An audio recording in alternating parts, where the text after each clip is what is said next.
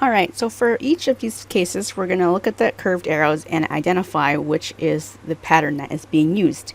So in A, if I look at where the electrons are going, or where things are moving, my positive charge has moved from the secondary carbon to another secondary.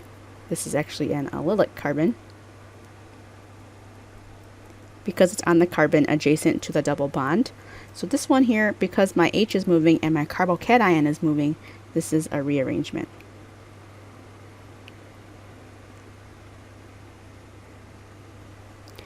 In the second one here, I notice that I have water, which is having the electron lone pair give a hug to that carbocation. So this is going to act as my nucleophile.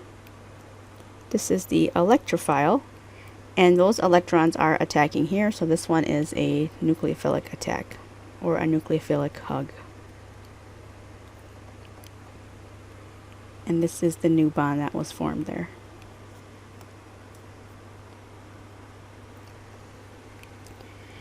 In the next problem, letter C here, I notice I have water, and the product on the other end is not shown, but that one should not be there.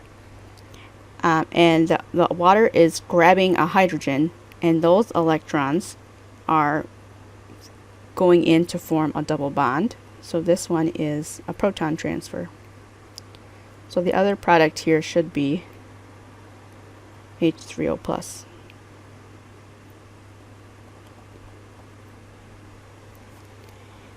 In D, I have an alcohol that is taking on or adding its electrons to a carbocation, which is my electrophile. So this is an electrophile. This is my nucleophile. And that is doing an attack to form a ring closure. So this is a nucleophilic attack or hug. And in this last one here, I have water, which is positively charged because it's making 3 bonds. And then I have a carbocation that's left behind. This should be H2O. And the water left, so this is loss of a leaving group.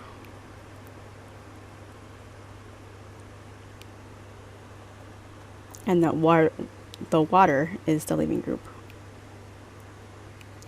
Here we're drawing the mechanism and determining what type of arrow. So I've been given a product so we can kind of see where things are going. I noticed that my carbocation, which should have been here, is now moved to the other. So this one got moved here, and because my methyl group moved and my carbocation moved to the benzylic position, this is a benzylic carbocation, this is a rearrangement.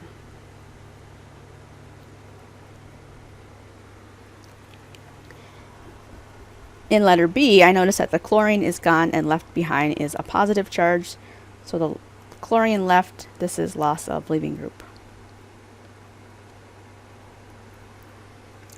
Here we're drawing some more arrow pushing mechanisms and looking at what type. If I look at the product here, I notice that there's a new bond forming right here. And that would have had to result from this attacking the carbonyl. So here is my nucleophile. This is actually my electrophile because that's where the new bond was formed. So the nucleophile is going to give a great big hug to the electrophile. These electrons will come up here and then go on to the oxygen. So I have a nucleophilic attack.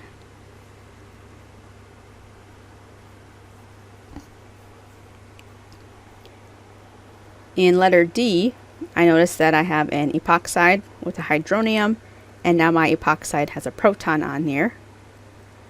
So this is just grabbing a hydrogen. So it went fishing for the hydrogen. Those electrons went on to the water, so we can add our water here if you like. And we just move the hydrogen around, so this is a proton transfer.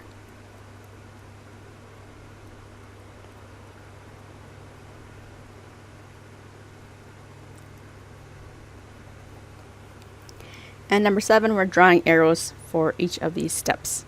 So we just have to look at the product and try to figure out what's going on. In my product, I have an H on there, so this is going to be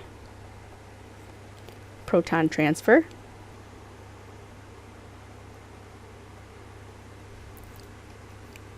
And in the next part, I've added this part of the molecule. So this oxygen is forming a new bond here. So I have a nucleophile, and the carbonyl is acting as my electrophile because there's a positive charge up there. So this lone pair is going to attack here. Those electrons go up there. So this type of arrow is a nucleophilic attack or hug. And then if I notice in the product for this reaction, some protons have been taken away. So I have a proton transfer.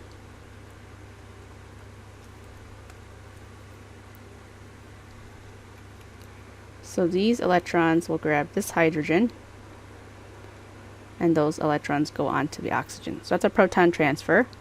And in the next one, I see now this alcohol has an extra water. So we're going to have another proton transfer.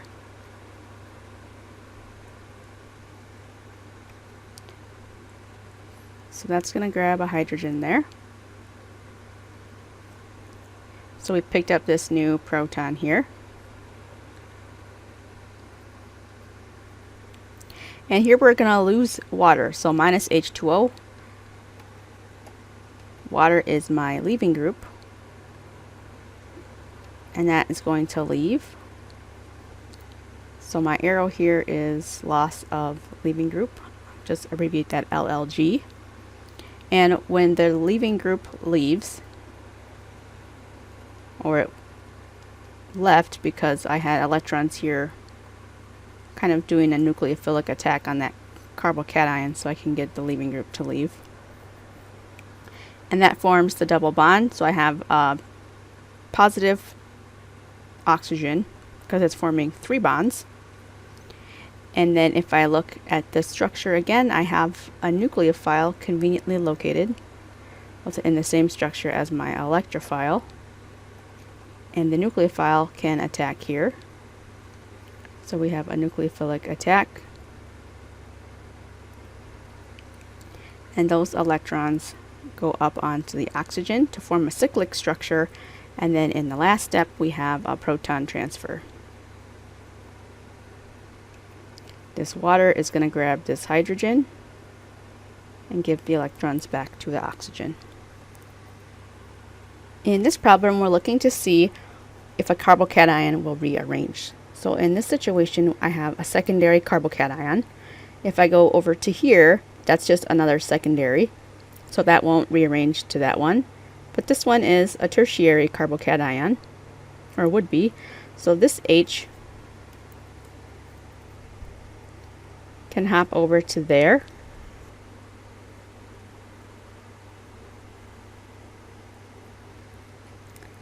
So my hydrogen is now here, and the positive charge moves here. And that's now a tertiary carbocation, which is more stable than the secondary.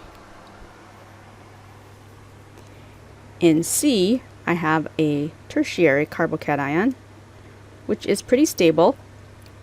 If it moves here, it would become secondary, which would be less stable, so that wouldn't help. But if I move to this one here, instead of doing a hydride shift, I can do a methide shift. And if I move that over, so a whole methyl group is going to move there.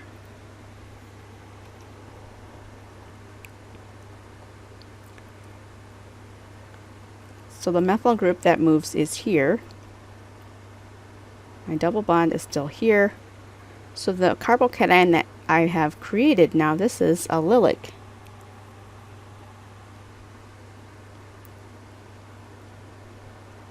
Which is more stable than tertiary. So that one will rearrange. In D, this is a secondary carbocation. That one is secondary. This one is secondary. So that one will not rearrange. And with E, I have a primary that definitely will not happen. This is a secondary currently. If I move it here, that would make it tertiary. So my hydrogen from here can shift over to there. So the hydrogen shifts over, and I now have a tertiary carbocation, which is more stable than the secondary. Alright, for this one, there's a lot of text there about this total synthesis of a microorganism, and we're just drawing the mechanism here, just pushing the arrows around. So in the first one, you look to see where there's new bonds. I see there's a PPH3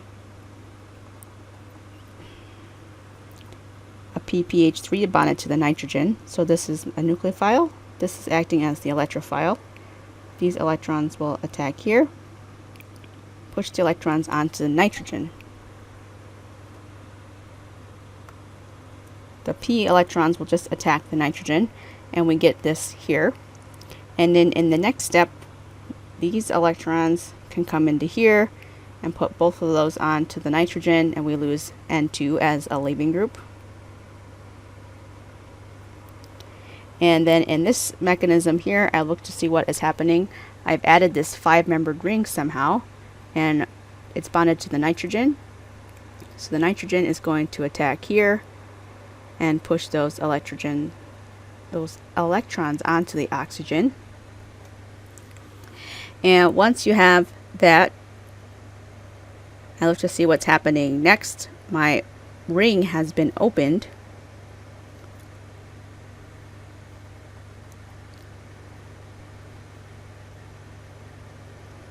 And I have a double bond here. So these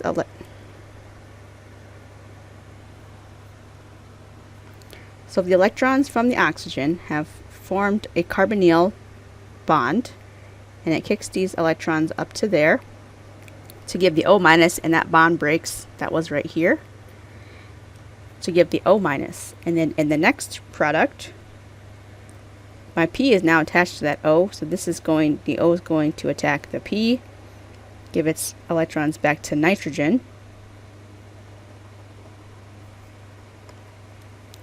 These electrons will go to form a double bond with oxygen. Those will go up onto the oxygen. And the oxygen, these electrons can come down here. The electrons from the double bond can attack this oxygen carbon over here, bring those electrons up. And then those can come back down and kick off the OP group. And then we get the desired product. This mechanism is much more complicated than you will see in this class, so don't worry about these arrows.